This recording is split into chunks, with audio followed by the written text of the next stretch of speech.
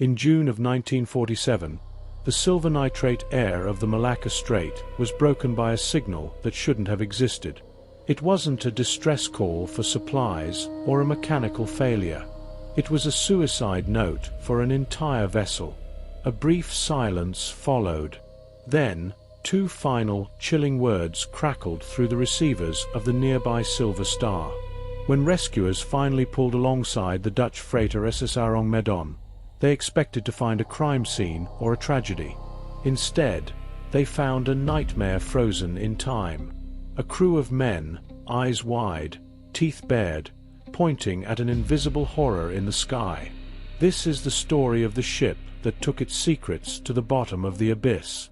To understand the terror, we have to look at the scene the boarding party from the Silver Star encountered.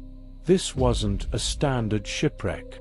There was no blood, no signs of a struggle, no bullet holes. As the rescuers stepped onto the deck, the first thing they noticed was the temperature.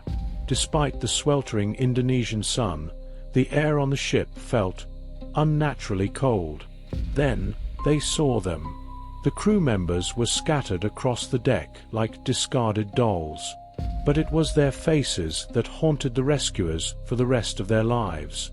Every single man had died with his eyes locked open. Their mouths were agape in a silent, eternal shriek. Their arms were stiff, fingers pointing toward the sky as if identifying their killer. But there was nothing there but the sun. Even the ship's dog, a small terrier, was found mid-snarl, its teeth bared at an empty corner of the deck.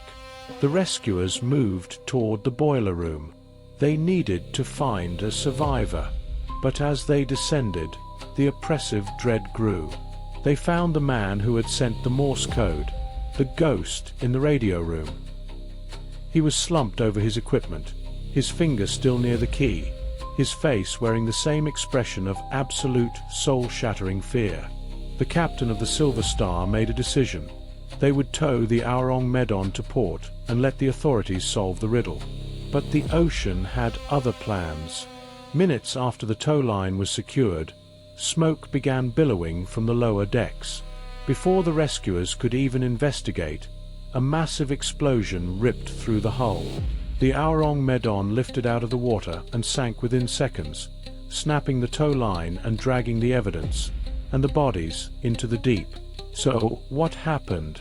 Some researchers suggest the ship was smuggling hazardous materials, specifically potassium cyanide or nitroglycerin. If seawater leaked into the hold, it could have created a toxic gas cloud, paralyzing the crew's lungs and causing them to hallucinate or gasp for air in their final moments. This would explain the lack of physical wounds, but does it explain the pointing? A more fringe, but scientifically grounded theory involves infrasound.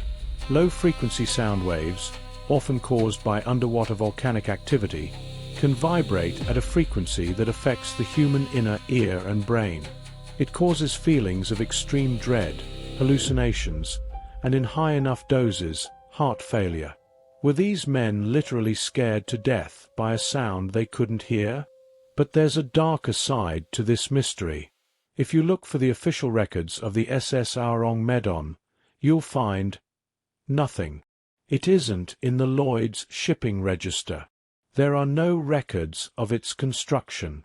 Some believe the ship didn't officially exist because it was a death ship involved in Unit 731, the infamous Japanese biological warfare unit. The theory goes that the ship was transporting nerve agents salvaged after World War II.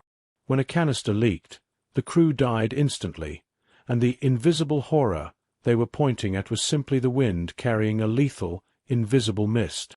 The explosion, not an accident, but a scuttling, a way for a government to ensure their illegal cargo never reached the light of day.